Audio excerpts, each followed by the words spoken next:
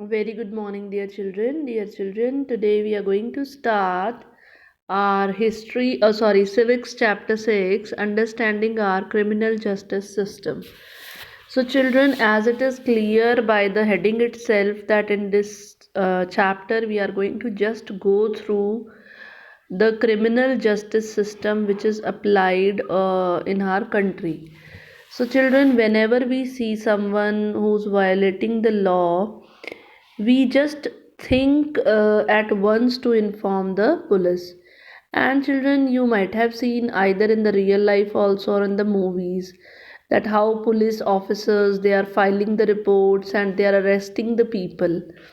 Fine, because of the role played by the police in arresting people, we often get confused. We are confused that it is the police who's going to decide that a person has done some crime or not. It is somehow it is true also, but children, after a person is arrested, it is the court of law that is going to decide whether the person who has been caught has really done that crime or not. So, according to our constitution, children, every individual who's charged of a crime has to be given a fair trial. So, what is a fair trial? Fine. And see, you might have heard, you have heard the term FIR, that is First Information Report. You have done it in class 6th if you remember. So, who writes the FIR? What is an FIR? Who's a public prosecutor? All these answers to all these questions you are going to get in this chapter. Fine. So we will use a case of theft, and we are just going to tell you the process, how different roles are played by different individuals in the criminal justice system which is followed in our country. Fine. Mostly all the cases they go through a process which is very similar to the one which we are discussing here. So, just to understand the processes, just to understand the roles of different persons which they play in the criminal justice system, how they are crucial, and uh, you are going to be aware of the processes which are to be followed. Fine. Now, see. Here it is a case given. The date is 18/7/06 2006.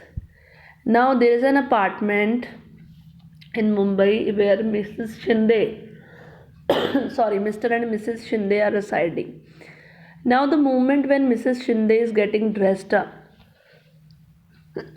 sorry children, what happens?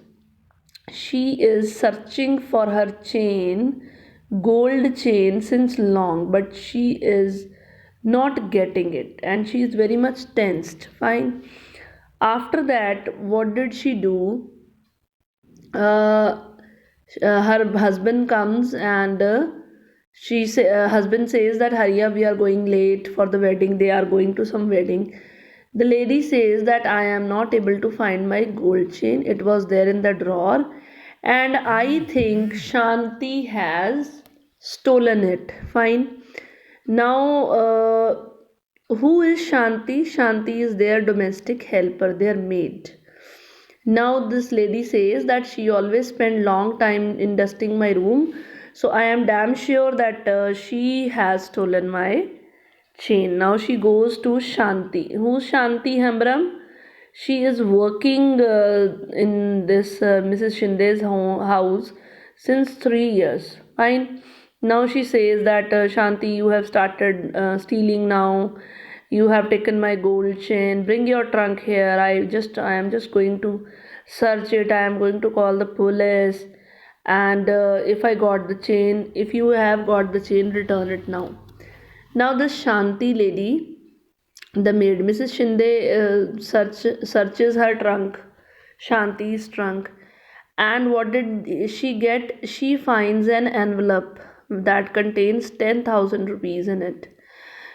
uh, this Mr. Shinde screams on Shanti that where did this money come from? You have sold the chain and that's why you got the money.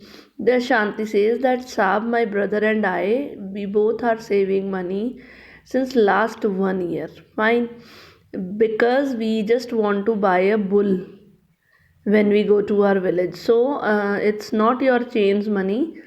I am innocent. Please leave me. Now, Mr. Shinde, he comes to a police station, fine, and he says that I have come here to file an FIR. Now, what is an FIR? I told you, first information report. He says that there is a theft in my house. My maid Shanti, she has stolen my wife's, chain, gold chain. Now there is a SI. What is SI? Inspector Rao is there and he records the FIR, Mr. Shinde's FIR. Now, then what happened, children? After that, just see. After that, now he says, I am just going to write the statement of Mr. and Mrs. Shinde. He writes the statement, what all happened, and this envelope which they got, he seals that envelope and he keeps it safe for the as evidence, and he says that I am going to arrest Shanti and I am going to take her to the police station. And Shanti screams that please don't do that to me, I have not stolen any chain, and this envelope contains my hard earned money. I have been, saving it for long. Now Sushil, who is Shanti's brother, he also comes in the police station and he, pleads SI Rao that please release Shanti. She has been arrested for theft. He says, and you just go to court and bring the bail orders. Now this person says, Sushil says that who's going to give me bail order? I had to hire a lawyer and I am not so much, well off. So from where did I get those money to get a lawyer and all that? You please give us back that sealed envelope. That was our hard earned money. Then what happened? Now SI Rao, what did he do? He forces, Sushil, and he keeps him in the police station for 2 days. Sushil was beaten up very badly by police constables, and they just wanted that he should confess like her sister, and they both have a gang of domestic servants and they are doing the same thing. They are stolen, yes, they have stolen the jewelry. And as there were some other complaints also of jewelry theft from the Mrs. Shinde's neighborhood also. So they are forcing those people. Now so he says that I am just working in a factory and please let me go. After that, police let him go after 2 days. Now see what's the date? When Sushil comes, it was 19 and now it is 23rd. Now court has granted a bail to Shanti after a month. But they wanted, some surety, some money for just showing the surety, and that money 20,000 they are not able to pay because they are very poor. So she has to continue to be there in the jail and she is having a very hard time. She is worried that what is going to happen to her. Okay, then Shanti just thinking what will happen to me, and I have not done anything wrong and I am here, I am a suspect. Why madam has done this to me? I have been saving a lot of money. Would I get that money back or not? So all these questions are coming to Shanti's mind. Now on 14th 9 2006. Now after this, see, police has written FIR, then she took statement. Now police has, filed a charge sheet. charge sheet in the magistrate court. Now they have gone to court. Now the court has given a copy of charge sheet including the statements of both the witnesses, Shanti's witnesses, and Shanti tells the court that she has no lawyer who's going to defend her. Fine, and even she does not have money for all this. The magistrate, what did they do? Now, whenever someone is not able to hire a judge, every time the magistrate appoints a advocate. Now, who has been appointed? Advocate Kamla Roy has been appointed as Shanti's defense lawyer by the government itself. On government expenses, she is going to fight for Shanti. Now see, there are some um, laws are there in the constitution. Now article 22 of the constitution, what it says, it says that every person has a fundamental right to be defended by a lawyer. So it's our fundamental right. Fine, then article 39A, what does it say? It says that it's a duty upon the state to provide a lawyer to any citizen who is not able to get the lawyer to get the lawyer just because they are very poor. So these two articles are there. So according to these two articles, this Shanti got a lawyer, and what's the name? Advocate Kamla Roy. Now who's an advocate who's going to defend her? Defense lawyer.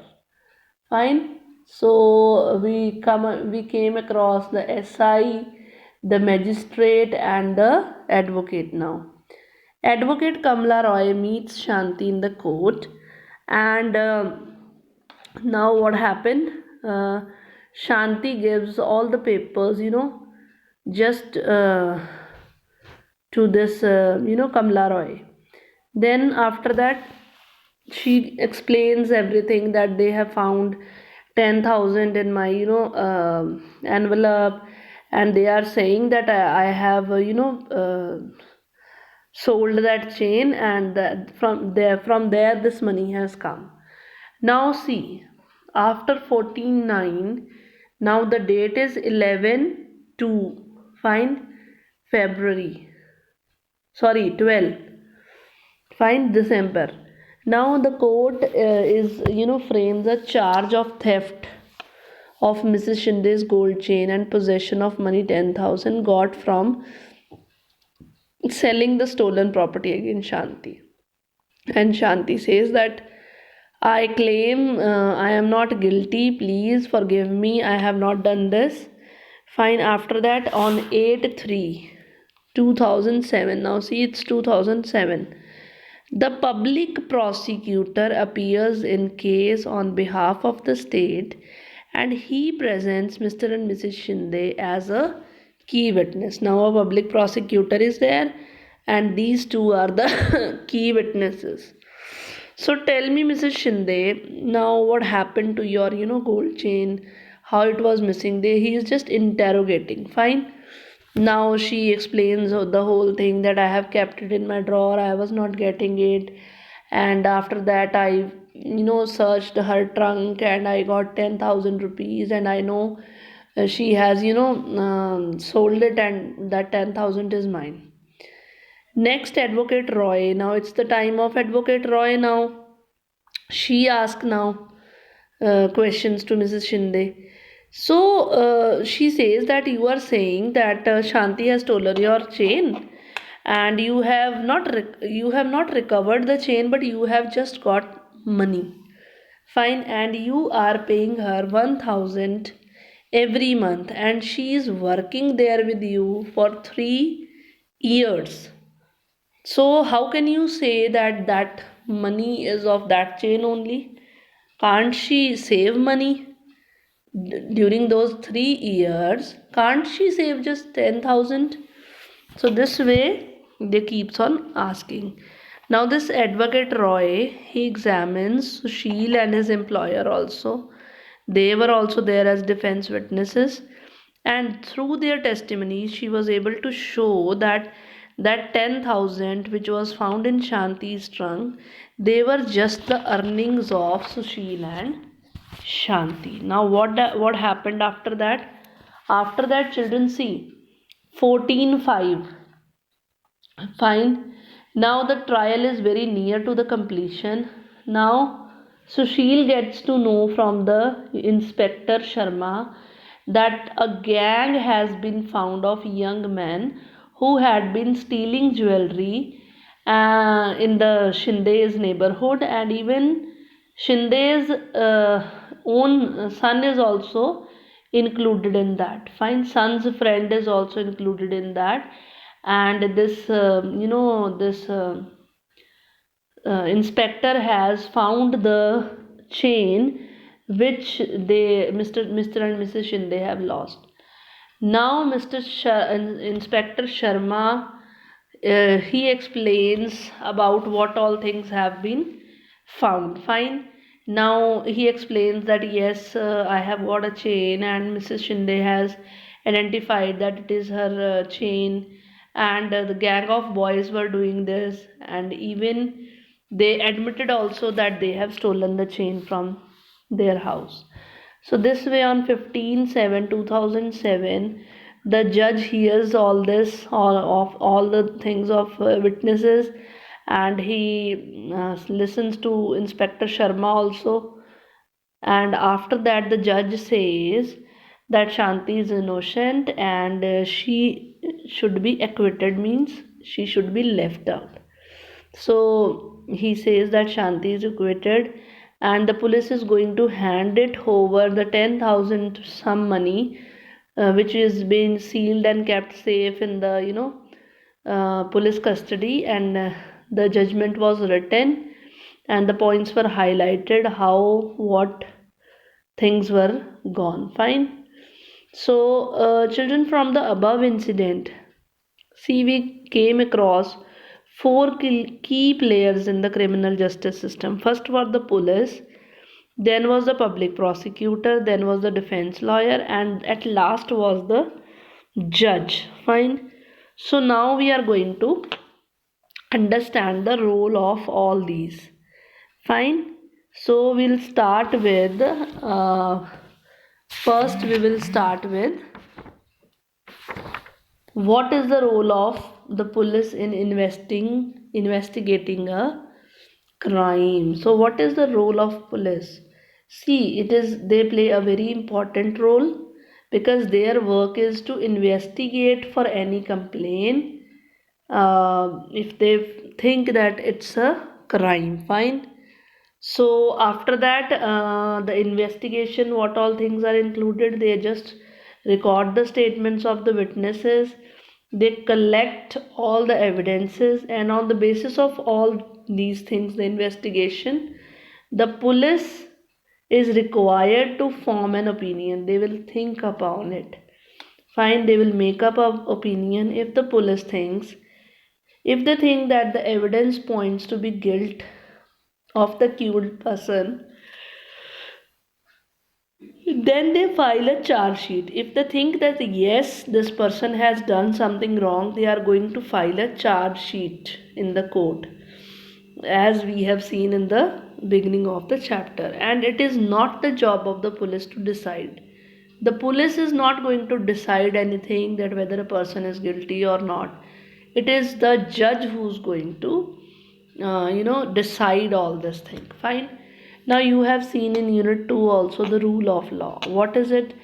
The rule of law says that everyone is subject to the law of the land, means this includes even the police, means the police investigations, they all have to be conducted in accordance with the law, and full respect to be given according to the human rights. The Supreme Court says it has given the guidelines to the police that the police at the time of arrest, they can detention and that the police must detention and interrogation. If they are detaining someone, if they are keeping someone in the police station, what all things they have to do, and if they are interrogating, means they are asking question, then what they have to. Police is not allowed to torture or beat or shoot anyone during investigation. The moment when the investigation is going on, the police cannot do all these things. They cannot inflict any form of punishment. They cannot give any punishment to a person even for petty offenses. Whether it's a big offense, whether it's a small offense, they cannot give this punishment. What Article 22 says, children, in the Constitution and the criminal law, it guarantees that the arrested person, what did the arrested person should get? Right to be informed at the time of arrest. Fine. The person should be informed that for what offense the person is being arrested. Then the right to be presented. Now the arrested person should be brought before a magistrate within 24 hours of arrest. So they had to bring. After that, the right not to be ill treated. Now they cannot ill treat, they cannot torture anyone during the arrest or in custody. Fine. Confessions which are made in the police custody, they cannot be used as an evidence against the accused. Fine. A boy who is under 15 years of age and women cannot be called to the police station only for questioning. They cannot be called to a police station. Now, the Supreme Court of India, it has laid down specific requirements, specific procedures that the police and other agencies should follow when they are arresting someone or when they are detaining someone, when they are interrogating. Now, what is this? These are known as DK Basu guidelines. And what's there? The police official who is carrying out the arrest or interrogation should wear clear, accurate, visible identification and name tag with their designation. Means they should be wearing a proper dress. Fine. A memo of arrest should be prepared at the time of. There should be some written document for the arrest. Yes, they should maintain a written document in which the time of arrest should be included, the date, time of arrest. Fine. It should be attested by at least one of the witness. It can be the family member of the person arrested. They should sign it, countersigned by even the person who's arrested, that yes, it's true, whatever has been written, the time of arrest is this only. Fine. Then the person who's arrested, he can be detained or being interrogated, has a right to inform. He should tell any relative, any friend or a well-wisher that I am here arrested, detained, or I am on interrogation. He should tell someone.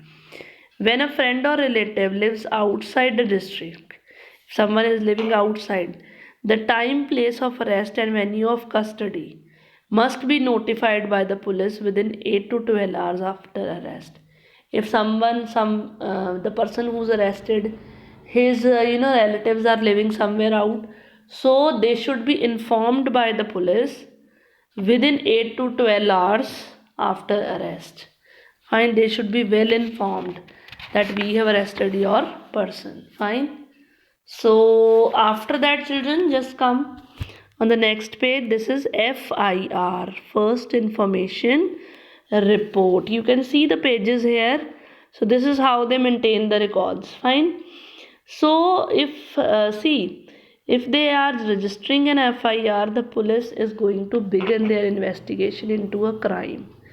Fine. And it says that it is very compulsory for an officer in charge of a police to register an FIR whenever a person gives the information about any cognizable offense. Now, what is a cognizable offense? Just